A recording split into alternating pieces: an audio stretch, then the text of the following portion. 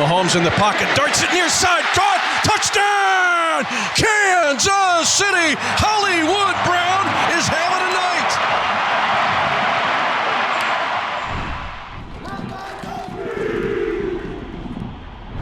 The Kansas City Chiefs are now 3-3, and they can go over 500 for the first time this season. But it's not just any week, it's Raiders week. And here come the Raiders, probably coming in with some confidence after beating Tennessee. Yeah, this is a Raider team that the record might not show it, but they have some really good players on both sides of the ball. We'll start with maybe the offense. Ashton Jeanty is a guy that you have to know where he is at all times. Number 6 overall pick in the draft this past year. And sure, his overall stats don't jump off the page. He has 424 rushing yards this year, but he has 376 yards after first contact, second most in the NFL, behind only Jonathan Taylor. Yeah, leads the league in broken tackles. And when you look at it historically, last year the Raiders were terrible rushing the ball. In fact, 31st in the league, had 200 more yards than the Raiders had. That's why it was a priority to get Jeanty in the draft, the best running back in the draft.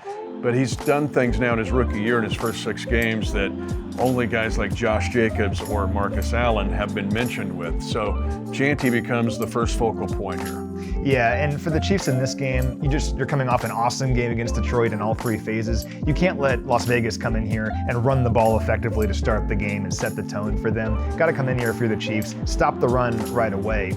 And Geno Smith, that quarterback for them, has turned the ball over quite a bit this year. If they're running the ball effectively, he won't have to worry about that, but force the Raiders to become one-dimensional, force Smith to throw the football. And he's thrown 10 interceptions this season. That's most in the NFL. Get a few on the Chiefs defense. What's interesting about Smith's interceptions, and normally hasn't been an interception thrower in his career, is the fact that 6 of his 10 interceptions have come with no pressure or blitzing. So this is a chance for the Chiefs defense to attack Geno Smith and maybe get some takeaways against an offensive line, which has also struggled this year.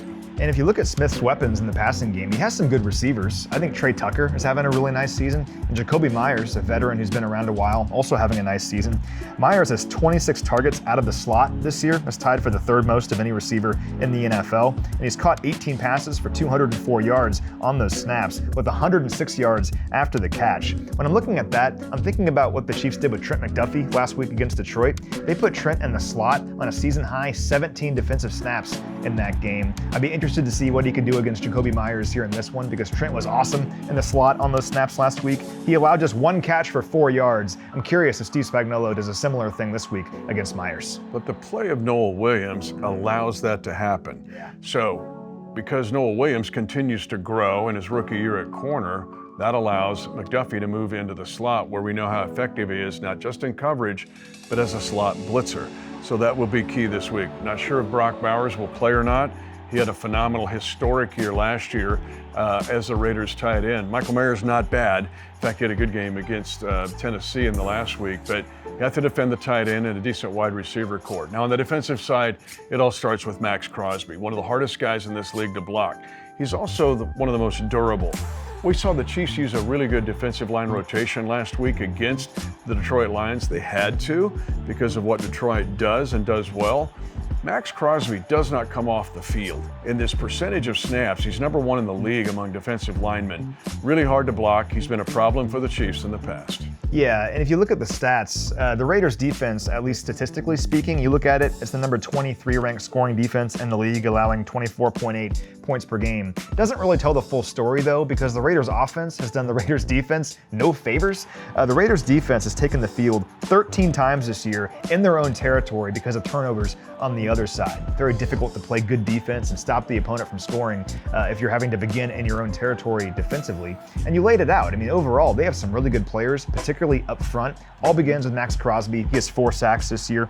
But as a team, they have 14 sacks. That's near the top of the league right now. Got to make sure you know where Malcolm Kuntz is at all times. We haven't seen Kuntz since the Christmas Day game a couple years ago when he had 3 sacks in that one. You can't let that happen again here this time around. Yeah, he missed all of last year with an injury and really was kind of underrated in what he left as a void for the Raiders in 2024, but he's back in 2025. They're also solid in special teams.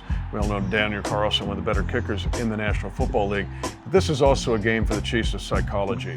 If the Chiefs Kingdom is excited about getting their full complement of offensive weapons back on the field, and that's awesome to have that, you also cannot rest on the Raiders. All you have to do is pull out the Christmas Day video of 2023, and that'll get your attention. Yeah, like on one end, this is very exciting, having Rashee Rice back. We've never seen Rashee Rice, Hollywood Brown, and Xavier Worthy on the field at the same time. Never. It's been over a year and a half since all those three were under contract. We're set to finally see those guys take the field together here in this one. But again, like we talked about earlier, it's very important for the Chiefs here in this game to carry the momentum from last week. That Lions win was super exciting. That was probably the best football in all three phases they've played all year long. We can't celebrate that, though. It's all about the Raiders this week. What we have seen, though, is the Raiders and Chiefs battle each other since 1960. It'll be the 133rd game between these two bitter rivals.